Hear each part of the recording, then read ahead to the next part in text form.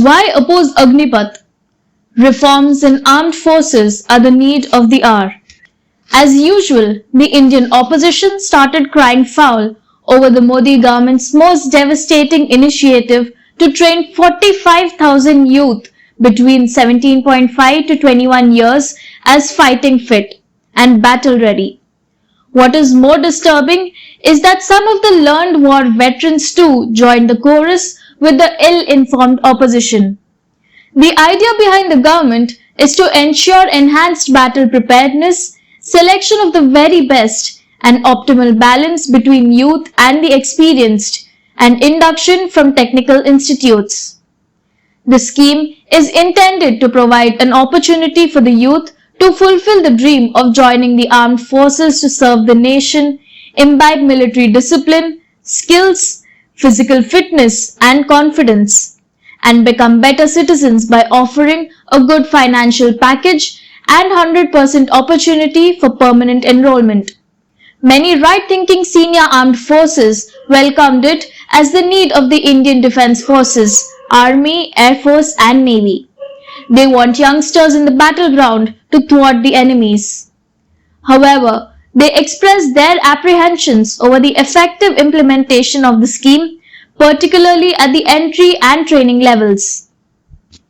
Whether expansion is China in the north, Pakistan in the west, or Afghanistan in the northeast, besides unpredictable and hostile Bangladesh, are not good enough reasons for a responsible Indian government to strengthen its security infrastructure to protect its borders. Interestingly, sane minds like war veterans Brigadier G.B. Reddy endorses the Modi government's Agnipath to produce 45,000 Agniveers every year, though with apprehensions over its effective implementation or execution to perfection. However, he questions the fixation of 4-year tenure. Instead, he suggests a minimum of 5 to 6 years tenure so that the right balance is maintained between technically qualified, available, competent and youthful leadership at all levels, including the junior officers.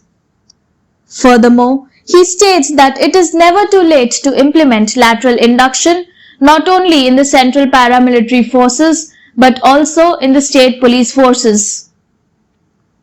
Contrary to this, yet another most respected war veteran like Major General Bakshi, who had been supporting every initiative of the Modi government, surprisingly opposes it today, describing it as the most ill-conceived thought.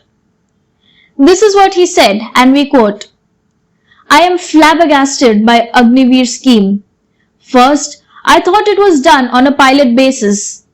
This is an across-the-border change to convert Indian armed forces into short tenure Qazi conscript forces like the Chinese. For God's sake, please don't do it." Unquote. So was former BSF Chief Instructor B.N. Sharma, who tweeted, "To me, Agnipath scheme looks like any other newly launched agency, assuring contract for 4 years and extension of the contract for only 25%. How Agnipath is seen so differently by the serving and the veterans for benefits and disadvantages." He interestingly tagged both Prime Minister Narendra Modi and Defence Minister Rajnath Singh. Precisely, Brigadier G.B. Reddy questions the wisdom of selection of only 25%. He argues that of the 14 odd lakh strong armed forces, around 60 to 65,000 people will be retiring from the 3 armed services. Indian Armed Forces total strength as of today is around 14,74,945. Of it, Army is 12,37,117, Navy 67,252 and Air Force 1,70,576. So, only those who are found physically unfit and also incapable of mastering the latest technologies in their respective fields should be given the golden handshake and lateral induction opportunities. Others are to be treated as assets and should be retained. Furthermore, the need for combat efficiency and effectiveness in fighting arms armored corps, infantry, artillery, and engineers is the most critical, where technical expertise combined with the enhanced will to fight born out of endurance and physical fitness holds the key to success in the battlefield. Opponents of the scheme are blind to the categorical assurance given by Defence Minister Rajnath Singh that the rest 75% filtered will be relocated to the paramilitary forces like BSF, CRPF or state police. Instead of demanding the government a firm assurance on that count, outright opposing the scheme is nothing less than short-sightedness and contra national security interests. Meanwhile, as expected, the State Chief Minister of Uttar Pradesh, Yogi Adityanath, while welcoming the scheme, has announced that his government is willing to relocate future Agniveers in the state police and other allied departments. Is it that difficult to relocate the balance 75% while leaving the cream of 25% well-trained youth with the armed forces of the three wings to make the Indian security apparatus strong?